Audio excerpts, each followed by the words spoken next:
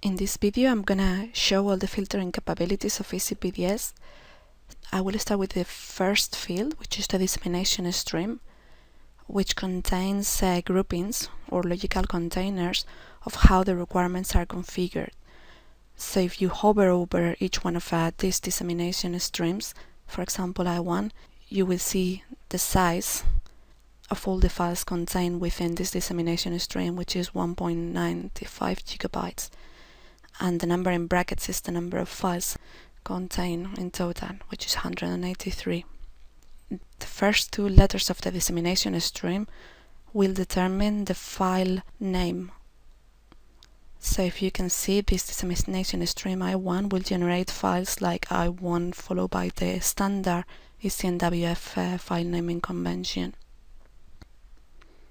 We usually name T followed by a number to the test dissemination streams. So if you have requested some test data, you can come log in and see if the files have been produced so far.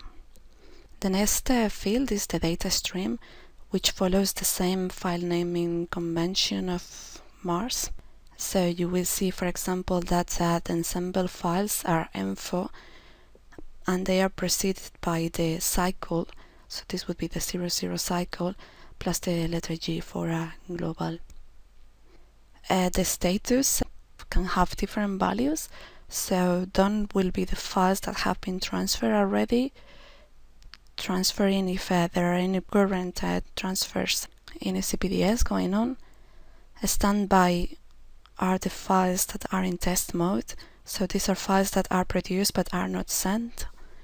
And queued, these are the files that are waiting to be transferred. The date is a filter date, so by default always displays the current date, so you can go back down to 7 days. And finally, the file name will be a text box that you can enter to select particular file names, and that you can use wildcard characters. So for example, if I want to select all the files from the I1 dissemination stream, you just press the enter and it will select all those files in the table below.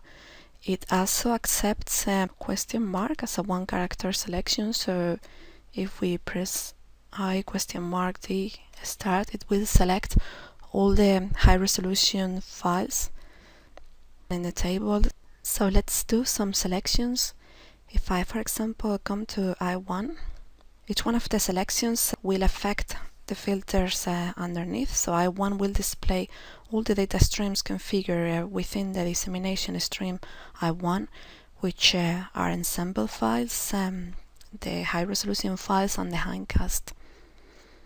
And at the moment, all the files in the I1 have been transferred and they display as known. So if you want to get out of a filter, make sure that you go back to the display of all the dissemination streams, or otherwise you might not be able to find your data. If I want to select, for example, all the high resolution files across all these dissemination streams, I would come and select this data stream and make sure you understand the filter that you have applied at the moment. So at the moment, the current selection displays as all the dissemination streams.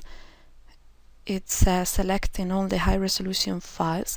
It's selecting all the files with all the status. That's at the moment the transfer ones and the ones in test. And it's displaying the files for Thursday the 29th.